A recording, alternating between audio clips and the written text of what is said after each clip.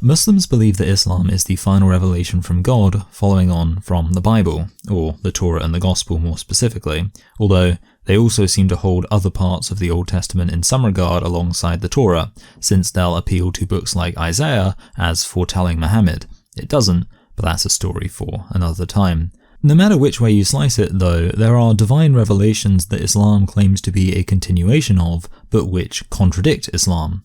Islam claims that the prophets are upstanding individuals, but the Old Testament contains many examples of prophets committing evil deeds. Islam claims that Jesus Christ was not God, but all the Gospels contain examples of Jesus doing things that would make him a wicked, evil blasphemer if he was not God, and the Gospel of John specifically describes him as the Word of God, which was and is God, who became flesh and dwelt among us. Muslims might try to come up with novel interpretations of some of these texts and events to avoid admitting that they contradict Islam. But why bother? I mean, they can't interpret all these contradictions away, so they almost always eventually end up saying, for the verses they just can't handle any other way, that these verses have been corrupted. And if they're going to say that, then they might as well just say that for all the passages they don't like. But what I'm going to point out is that, shockingly, I think simply deciding parts of the text you don't like are corruptions is a bit dishonest.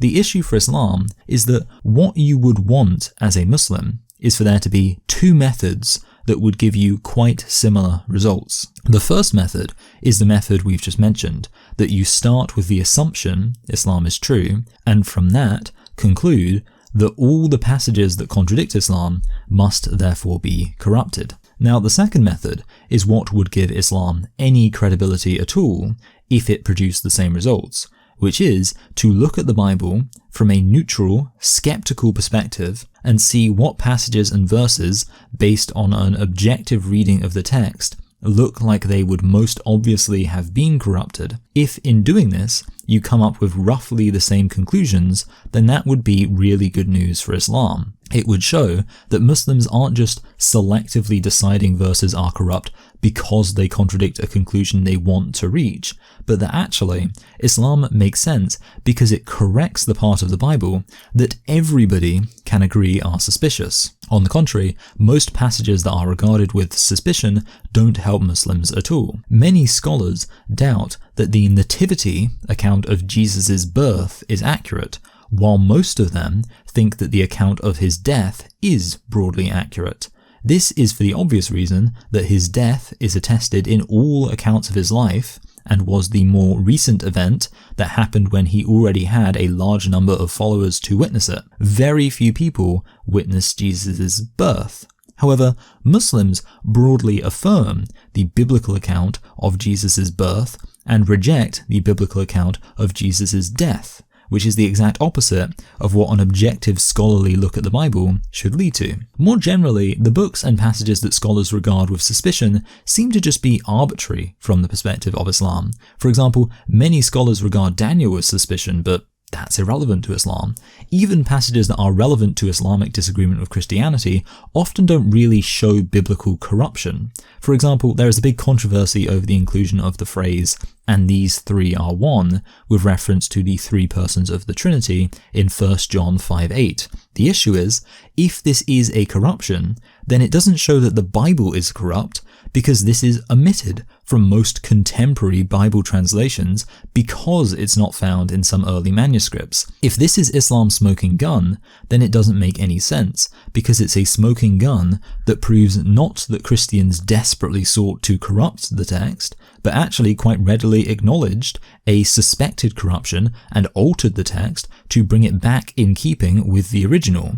It proves the exact opposite point to what Muslims would like, if it is a corruption. But even the instances Muslims can selectively choose to pay attention to, where scholars do argue that there were theological motivations behind altering the original biblical text, such as the claim that the Christology is anomalous in the Gospel of John, indicating that it was written because of new ideas, such scholars still would not come to the same conclusions Muslims do. And indeed, if such scholars were to turn their attention to Islam and apply the same level of skepticism to the Islamic Islamic texts, they would come to far more damning conclusions about their reliability and authenticity. So when Muslims appeal to secular scholars to argue the Bible is corrupt, they do so incredibly selectively, where they often ignore many of the issues scholars have with the parts of the Bible Muslims agree with, but then make a big deal out of the few areas where scholars think something that could maybe begin to justify the Islamic idea that some parts of the Bible that disagree with Islam could be corrupted. Well, when you're being that selective with your engagement with an authority,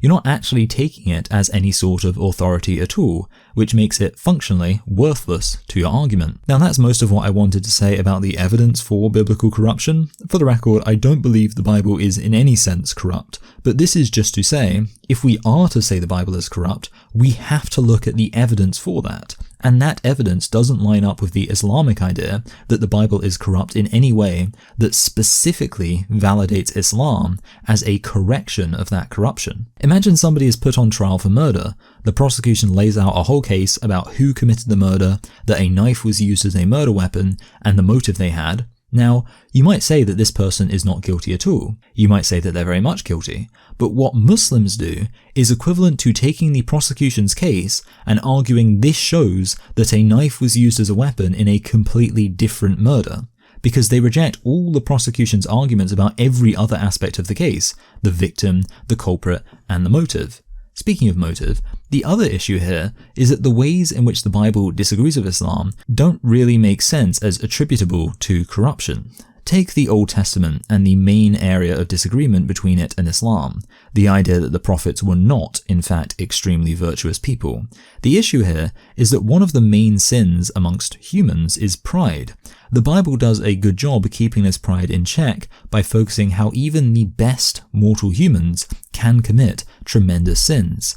Also, historically, most world leaders have wanted to present themselves incredibly favourably and would present themselves as perfect if they could get away with it.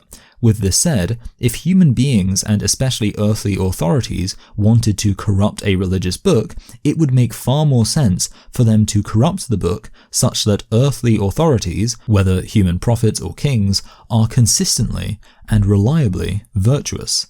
That is what a corrupt leader would want to turn the text into.